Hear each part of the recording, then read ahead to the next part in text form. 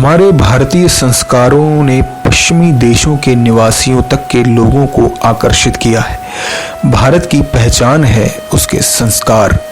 जब भी हम अपने से बड़ों से मिलते हैं तो उनको सम्मान देने के लिए हम उनके सामने नतमस्तक होकर झुकते हैं और उनके चरणों को स्पर्श करते हैं। पर क्या आपने कभी सोचा है कि क्या कारण है कि हम अपने से बड़ों के पैरों को छूते हैं? इन सभी परंपराओं के पीछे धार्मिक कारण तो होते ही हैं, साथ वैज्ञानिक तथ्य भी शामिल होते हैं। ऐसी ही एक हिंदू परंपरा है बड़ों के पैर छूना।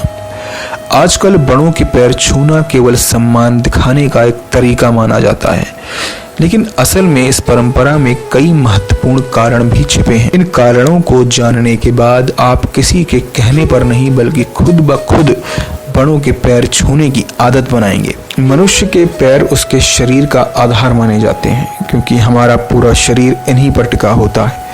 चलने फिरने, उठने बैठने जैसे सभी कामों के लिए पैरों का ही इस्तेमाल किया जाता है।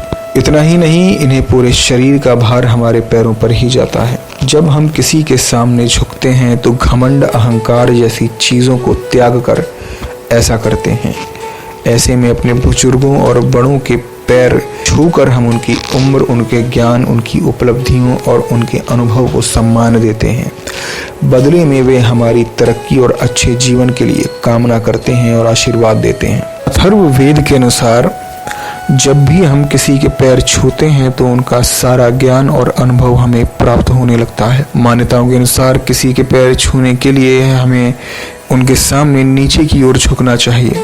इसके बाद अपनी पीठ और हाथों को पूरी तरह से सीधे रखते हुए पैरों को स्पर्श करना चाहिए। दाहिने हाथ से सामने वाले का दाहिना पैर और बाएं हाथ से सामने वाले का बाएं पैर छूना चाहिए। वहीं कुछ लोग मानते हैं कि बाएं हाथ से दाहिने पैर को छूना और दाएं हाथ से बाएं पैर को छूना होता है। पैरों में पॉजिटिव एनर्जी का फ्लो रहता है। ऐसे में जब हम किसी के पैर छूते हैं तो उनकी सकारात्मक ऊर्जा हमें प्राप्त होती है। इतना ही नहीं, जब हम सामने वाला आशीर्वाद देने के लिए हमारे सिर पर हाथ रखता है तो दोनों के बीच एनर्जी का आदान प्रदान होता है।